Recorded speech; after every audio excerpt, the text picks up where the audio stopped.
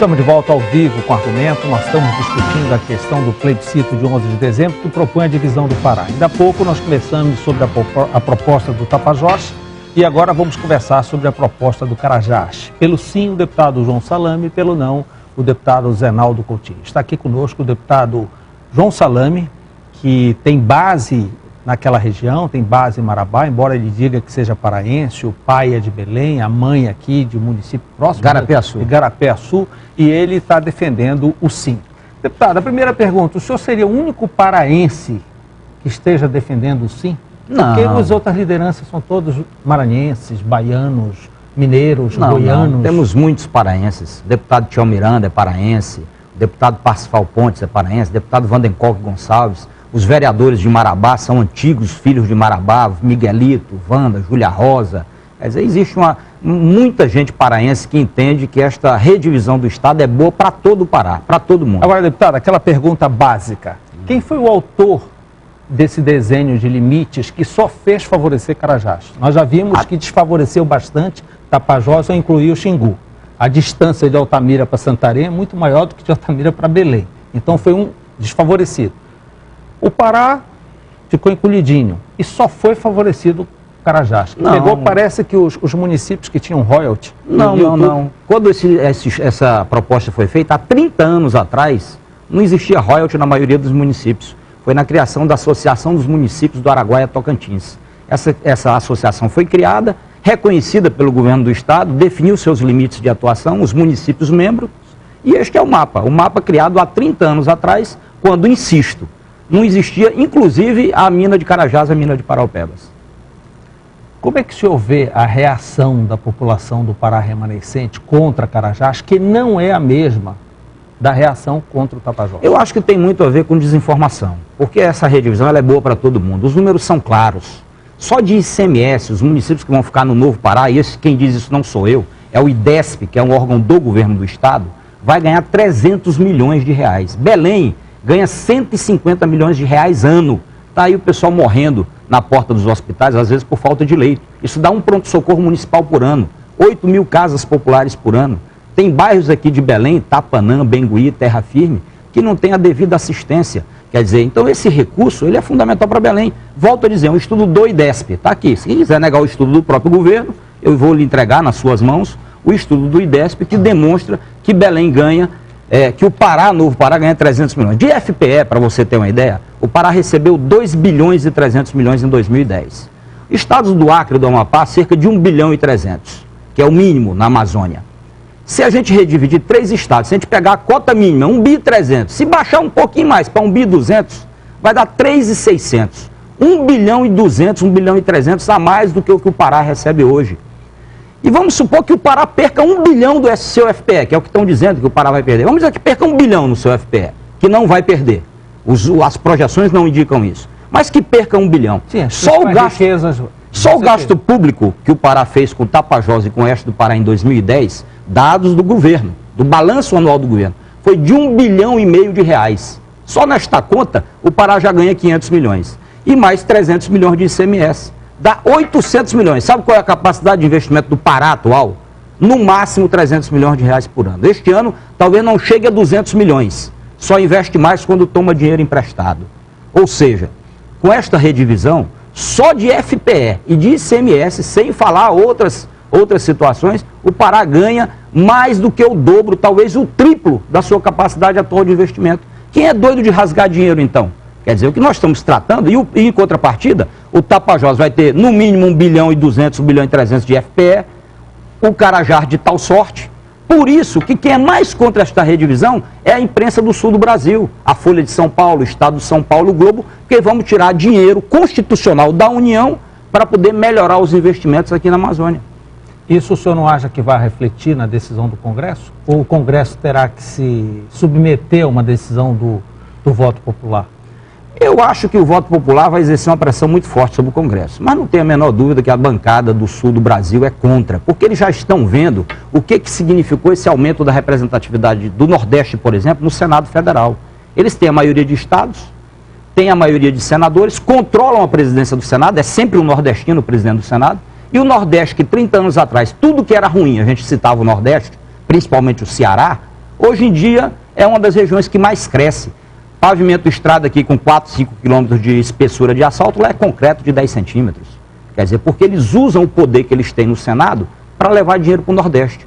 Se a gente fizer essa redivisão, o Norte passará a ter o mesmo número de senadores que o Nordeste, 27 senadores. Vamos disputar também o poder do Senado para poder brigar pelo dinheiro da União, porque o grosso do dinheiro para investir está na União, não está nos municípios, não está no Estado. Você vê, um Estado como o Pará ter 300 milhões de capacidade de ano de investimento, só para fazer a hidrovia do Araguaia-Tocantins, o derrocamento é 600 milhões.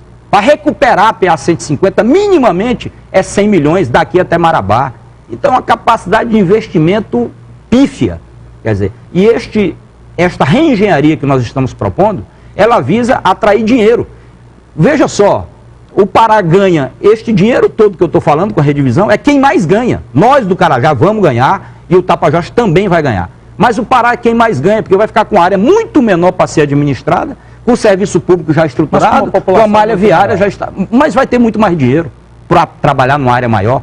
Quer dizer, não vai ter que... Pra você ter uma ideia, hoje nós temos um policial para cada 217 habitantes em Belém. E a violência é enorme. Sabe qual é a relação no sul do Pará? 1 para cada 780. Por isso que tem crime de pistolagem todo dia. Vamos dizer que o governo, com boa vontade, queira igualar. Não tem como, porque não tem como contratar muita gente, porque o Estado já gasta no limite da lei de responsabilidade fiscal. Mesmo que haja boa vontade para poder contratar. Que, para ver, aqui em Belém, 217 está do jeito que está. Você imagina lá, com 700 e pouco. O Pará já está no limite, não pode contratar, não pode dobrar, Não, dobrar não. Ele opera no limite prudencial, gasta ali. Por exemplo, o governador Simão Jatene tem procurado equilibrar as finanças do Estado. Quer dizer, então, o que sobra para investimento é muito pouco. E a capacidade do Estado de contratar muita gente é muito pequena. Você vê, por exemplo, lá em Nova Ipixuna, nós temos um hospital do Estado que está sendo repassado lá para o município, e a grande dificuldade do Estado é de bancar o pagamento do pessoal por causa dos gastos que, se continuarem no ritmo que o Pará necessita, você extrapola o gasto que determina a lei de responsabilidade fiscal. Deputado, a União, da forma como está e com todas as facilidades que estão chegando, por exemplo, a questão logística com a hidrovia e tudo, não é um momento de que fica mais forte e se torna ainda melhor a União toda, geral, agora no Estado, que está se resolvendo os problemas básicos? Veja só, eu acho que a União é uma questão de vontade política. É o que você disse na entrevista anterior, entre ter 3 senadores e 9 senadores lutando pela mesma região, só de emendas parlamentares, para você ter uma ideia, hoje um parlamentar federal tem direito a 13 milhões de reais de emenda por ano. Serão 13 deputados federais a mais e 6 senadores a mais. Isso dá 247 milhões de reais por ano a mais, só de emenda parlamentar, que é mais do que a capacidade atual de investimento do Estado. Agora, deputado, então isso sim é reforço. Toda essa sua argumentação financeira, o senhor já deixa claro que o Congresso não vai de forma alguma aceitar, porque isso vai tirar de um caixa... Não tenha dúvida, que há resistência. E a decisão toda será lá. Claro. Não corre o grande risco de provocar uma decepção imensa na população paraense, que não tem toda essa informação, que está pensando que vai votar lá, chega lá, põe o sim dele, está resolvida a questão, que não sabe desses detalhes. Nós não corremos um risco de ter um Natal complicado esse ano? Risco sempre existe, como tudo na vida. Eu, por exemplo, eu nasci com malária, diziam que eu não ia sobreviver, eu estou aqui já com o meu 2º mandato de deputado. Quando Dom Pedro I quis declarar, um português, declarar a independência do Brasil, muita gente achou que ele era louco. Quando o Mato Grosso do Sul se emancipou de Mato Grosso, era a parte rica, Mato Grosso do Sul.